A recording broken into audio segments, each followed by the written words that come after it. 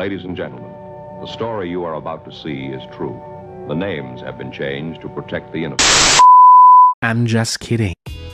During the Cold War, mixed in with all the nuclear threats and Russian-American controversy, there was an idea that started in Russia about outer space exploration and technological advancements. Dang, that was a lot of big words.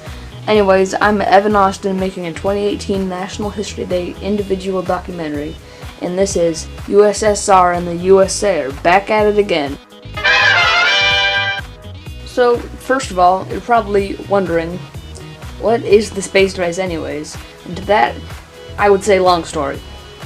But, since I have 10 minutes, I will explain. The space race started in the Cold War.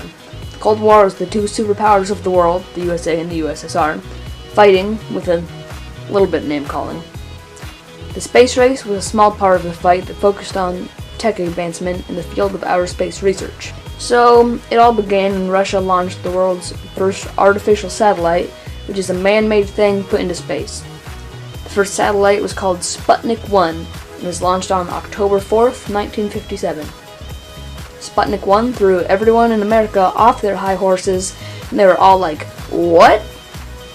That's when Sputnik 1's batteries ran out on October 26th, 1957, and burned up in Earth's atmosphere shortly after. I guess they should have used Energizer batteries. Russia launched Sputnik 2 on November 3rd, 1957, and was carrying a space passenger, Laika the space dog. I guess Sputnik 1 was really more of a, can we blast a huge piece of metal into space with a ICBM or intercontinental ballistic missile type of mission, and Sputnik 2 was a, can dogs live in space experiment? Laika was fine for a short while before eventually becoming stressed, hyperventilating, and dying of exhaustion in Sputnik 2. But Russia had found out that space doesn't have magical powers that instantly kills any living thing to enter it.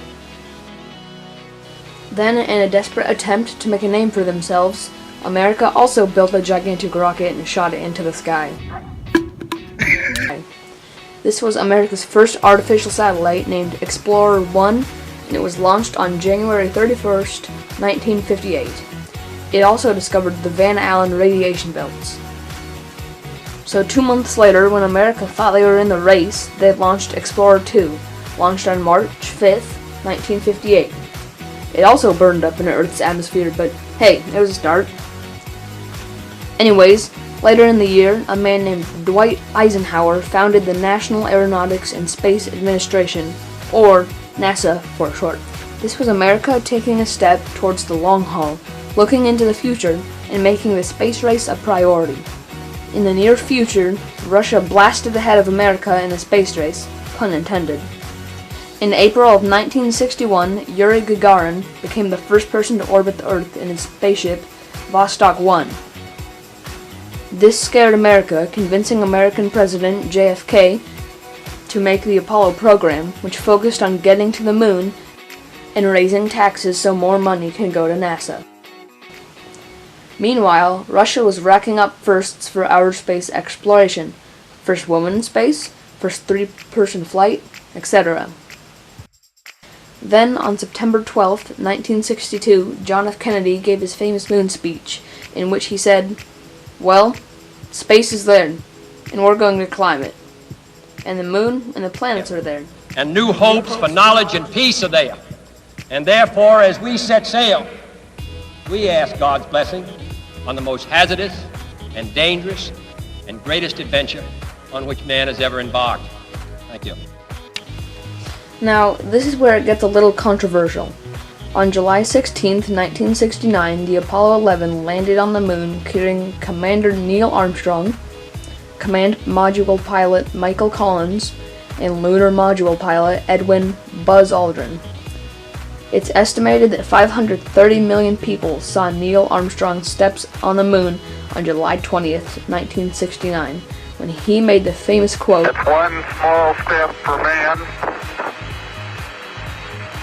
one giant leap for mankind." Now, some people say that Russia never made it to the moon, so America won the space race, but I like the story about the Apollo-Soyuz mission better.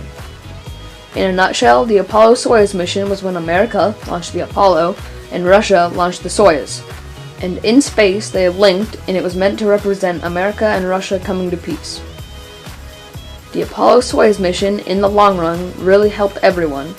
Nowadays, we have things like the International Space Station, with astronauts such as Mark Van Hye and Joseph Akaba for America. Without Russia's help, we probably wouldn't even be able to have a red Tesla Roadster blasting David Bowie in space right now. So, in the end, I just made you sit through a documentary just to tell you that the space race, in my book, ended in nothing more than just a boring tie.